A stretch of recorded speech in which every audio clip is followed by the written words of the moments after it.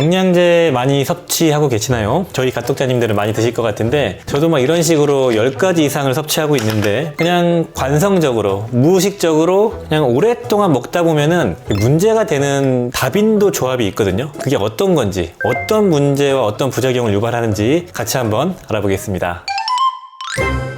약들약. 안녕하십니까, 약들약의 고약사입니다. 화이팅 먼저 외치고 시작하겠습니다. 화이팅! 자, 오늘 영상은 그냥 무심코, 그냥 무의식적으로 영양제를 오랫동안 드시는 분들, 그러시면 안 되거든요. 오랫동안 여러 가지를 막 섞어 드실 때 문제가 될 수 있는 조합들을 좀 말씀을 드리려고 합니다. 크게 보면 두 가지로 분류가 되는 것 같아요. 그 상한 섭취량, 그러니까 대부분이 안전한 용량을 넘어서서 중복하다 보니까 넘어가가지고 부작용이 생기는 경우, 또 한 가지는 성분은 다른데 비슷한 효능군을 섭취해가지고 상승 효과로 부작용이 생기는 경우, 이 정도가 있을 것 같은데 흔하게 제가 경험상 상담하다 보니까 발생하는 그런 케이스부터 한번 짚어보겠습니다. 비타민부터 한번 말씀드릴게요. 첫 번째는 바로 비타민 B6입니다. 비타민 B6는 피리독신. 이 피리독신은 중복해서 섭취하는 경우가 많아서 말씀드리는 건데요. 상한 섭취량이 한 100ml거든요. 근데 우리가 자주 섭취하는 뭐 비맥땡이나 이런 비타민 B군 제품들 있죠. 거기에 이미 100ml가 들어가 있거든요. 그래서 비타민 B군을 먹고 그리고 종합 비타민 같은 걸 섭취하면은 100ml를 훌쩍 넘는 경우가 있습니다. 그리고 뭐 관절 영양제나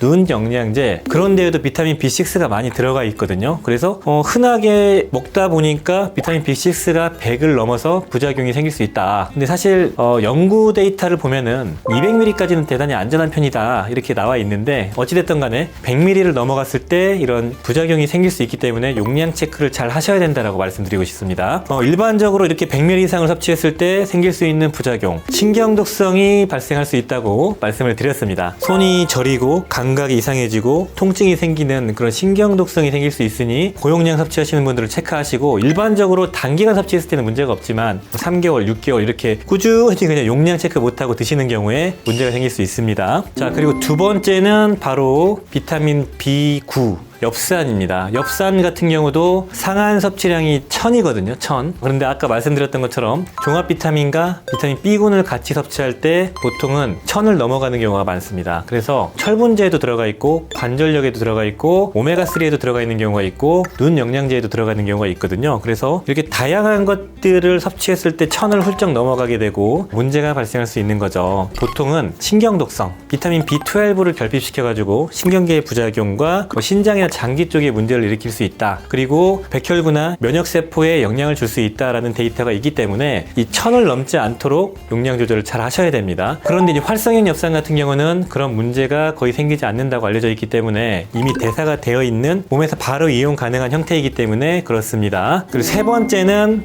비타민 A. 보통 중복해서 섭취했을 때 문제가 발생될 수가 있죠. 비타민 A 같은 경우는 보통 임산부나 흡연자는 5000단위 이하 섭취하는 게 좋고, 보통 성인들은 10,000단위 이하 섭취하면 좋은데, 종합 비타민을 드시는 분들, 눈 영양제 같은 걸 드시는 분들 합쳐졌을 때 10,000을 넘어가는 경우가 생기고요. 흡연자도 마찬가지로 5000 이상 오랫동안 섭취하면은 폐암 발병 이슈가 있기 때문에 흡연자분들은 특히 용량을 잘 계산하셔야 됩니다. 먹다 보면은 어느 순간 확 넘어간다, 그렇게 봐주시면 좋을 것 같네요. 비타민 A를 오랫동안 섭취했을 때 간 수치에 영향을 주고 피부 알러지 반응을 촉진한다는 그런 데이터가 있기 때문에 용량 체크 잘 하시길 바랍니다. 네 번째는 바로 비타민 D를 조심하셔야 됩니다. 비타민 D는 일반적으로 사실 되게 안전한 편인데 상한량이 4000단위거든요. 근데 요즘에 워낙 비타민 D를 고용량으로 먹는 추세이기 때문에 좀 조심해야 되지 않을까라고 말씀을 드리고 싶고요. 종합 비타민에 뭐 2000단위 들어가 있고 관절 쪽에도 들어가 있고, 특히 미네랄, 칼슘, 마그네슘 제품에도 1000, 2000씩 들어가 있고, 그리고 또 비타민 D를 따로 드시는 분들이 많잖아요. 섞이다 보면은 4000을 훌쩍 넘어갑니다. 조심하셔야 되고, 일반적으로 4000을 넘어가도 문제는 없지만 내가 되게 심한 요로결석이 있다, 그리고 신장결석 같은 게 있고 석회화가 심하다, 이러신 분들은 비타민 D 섭취량을 조절해야 되기 때문에 주의하셔야 된다, 이렇게 말씀드리고 싶네요. 자, 그리고 다섯 번째로는 이제 미네랄 성분인데 아연이 있습니다. 아연. 사실 이게 아연이 가장 흔하게 중복되는 경우가 많거든요. 단기간 한두 달로 문제가 안 생기는데 아연은 오랫동안 섭취했을 때 이제 문제가 발생이 됩니다. 아연 같은 경우는 일반적으로 종합 비타민에 좀 많이 들어가 있고요. 비타민 B군 제품에도 많이 들어가 있고 눈 영양제에도 들어가 있고 관절 쪽에 쪽에 들어가 있고 면역 쪽에도 들어가 있고 유산균에도 들어가 있고 이게 합치다 보면은 상한 섭취량이 35인데 35를 훌쩍 넘어갑니다. 보통은 아연 같은 경우는 구리를 함께 섭취하면 부작용이 좀 최소화되는데 어찌됐든 간에 상한 섭취량 뭐 35, 많게는 50 넘어가지 않도록 신경을 써야 되는 거죠. 아연 같은 경우는 보통 한 두세 달 정도는 50에서 100까지 고용량을 많이 써요. 근데 문제가 별로 없는데 장기간 보통 6개월 이상 오랫동안 섭취할 때 문제가 발생됩니다. 오랫동안 섭취하게 되면 발생하는 부작용은 뭐 당연히 위장장애, 알러지 반응, 그리고 몸살이 심해집니다. 막 근육통과 발열과 몸살이 생기는 독감 같은 증세가 생길 수 있고, 그리고 구리결핍으로 인한 면역계 쪽 문제가 생기고, 미각의 변화 같은 신경계의 감각의 변화가 생길 수 있다고 합니다. 장기간 섭취하시는 분들은 꼭 체크하셔야 된다, 이렇게 말씀드리고 싶네요. 가장 흔하게 발생되는 부작용이 바로 이 아연에서 발생됩니다. 자, 그리고 여섯 번째로는 유산균인데요. 유산균, 장 건강을 위해 섭취하고 있는데 일반적으로 여러 개가 중복되는 경우가 있어요. 유산균은 보통 여성 유산균 드시는 분도 있고, 일반 유산균 드시는 분도 있고, 프리바이오틱스라고 해서 유산균의 먹이를 먹는 분도 있고, 포스트바이오틱스를 드시는 분도 있고, 요즘에 다이어트 유산균, 갱년기 유산균 이런 걸 되게 여러 가지를 한 번에 드시는 분들이 있더라고요. 그러실 필요가 일단 없거든요. 이게 상한 섭취량은 없지만 장에 되게 부담이 되고 배가 아플 수가 있습니다. 최악의 경우는 폐혈증까지 갈 수 있다고 말씀드렸었죠. 그렇기 때문에 유산균은 일단은 최소한으로 목적에 맞는 걸 섭취하는 게 중요하다, 이렇게 말씀드리고 싶습니다. 나에게 꼭 필요한 것만 드시고 부작용 체크를 잘 하시고, 의외로 많은 분들이 유산균 먹다가 여러 개 추가했는데 막 배가 계속 가스가 차고 아픈데 원인을 모르고 그냥 계속 드시는 분들이 있습니다. 주의하셔야 되고요. 특히 유산균에다가 유산균과 비슷한 효과를 보여주는 장 청소하는 거나 뭐 변비 개선하는 거나 뭐 식이섬유 이런 거를 막 같이 섞다 보면 또 부작용이 심해질 수가 있습니다. 그러니까 잘 맞춰서 나에게 최적의 용량을 찾고 최적의 개수를 찾아서 드시는 걸 추천드립니다. 특히 유산균 같은 경우는 여러 개를 추가할 때는 시간을 충분히 가지면서 차근차근 드시는 게 중요해요.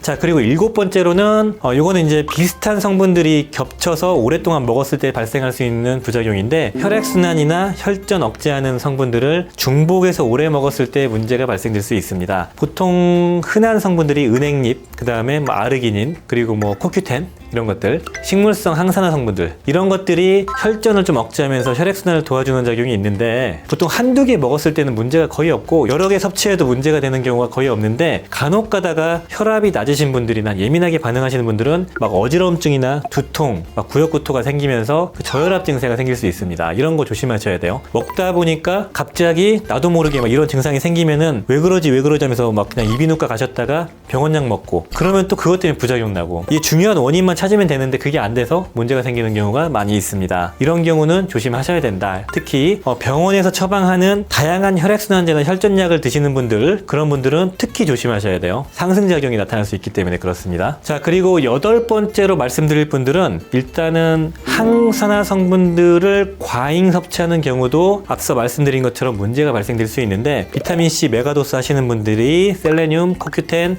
식물성 항산화제, 뭐 카테킨, 뭐 이런 것들, 뭐 피크노제놀 이런 거, 그 다음에 나토키나즈 이런 거를 막 중복해서 고용량으로 막 먹다 보면은 일반적으로 어지러움증 같은 게 생길 수 있는데, 그걸 떠나서 면역계가 좀 저하되는 경우도 있습니다. 두드러기나 이런 뾰루지 같은 게 올라오는 경우도 있어요. 그걸 모르고 계속 드시는 분도 많으시죠. 그러니까 이런 항산화 성분도 무분별하게 늘리지 마시고 나에게 꼭 필요한 만큼 점진적으로 늘려가는 게 중요하다, 이렇게 말씀드리고 싶고, 흔하게 발생되는 게 황이 들어간 거, MSM이나 뭐 글루타치온, 알파리포산 이런 것들이 알러지 반응이 흔하게 일어납니다. 그래서 중복될수록 빈도가 높아질 수 있는 거죠. 그리고 아홉 번째로 말씀드릴 거는 천연유래의 성분들을 여러 개 드시는 경우도 조심하셔야 됩니다. 뭐 맥주효모, 스피루리나, 클로렐라, 뭐 천연 비타민 같은 거, 생약들 막 들어가 있는 거, 그런 거를 많이 섭취하면 섭취할수록 제가 뭐라고 말씀드렸죠? 간에 부담이 될 수 있다. 그냥 한두 개 먹었을 땐 몰랐지만 그냥 좋다고 해서 막 추가하면서 오래 먹다 보면은 어느 순간 한 6개월 전에 했던 건강검진에서는 정상이었는데 간 수치가 이렇게 올라가 있습니다. 특히 종합 비타민 함량 높은 생약들 많이 들어가 있는 거 드실 때는 조심하셔야 된다라고 말씀드렸죠. 그래서 이렇게 천연 유래 성분들을 종합해서 막 중복해서 섭취했을 때는 주의해야 된다, 이렇게 말씀드리고 싶고요. 자, 그리고 마지막으로는 좀 모호할 수 있지만 섭취 목적이 불분명한 영양제들을 여러 개 드실 때 조심하셔야 됩니다. 여기에 좋다더라, 다이어트에 좋다더라,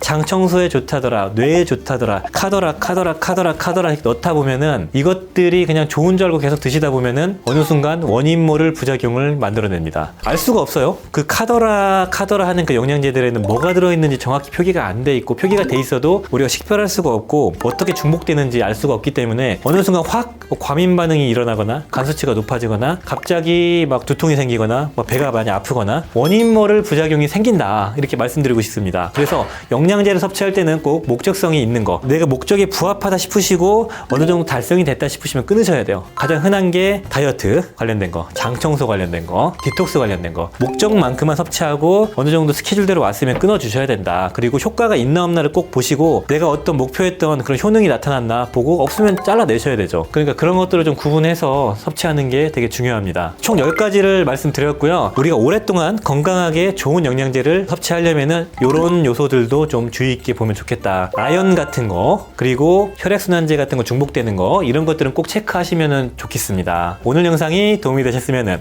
좋아요, 구독 부탁드리겠습니다. 감사합니다. 빠이요.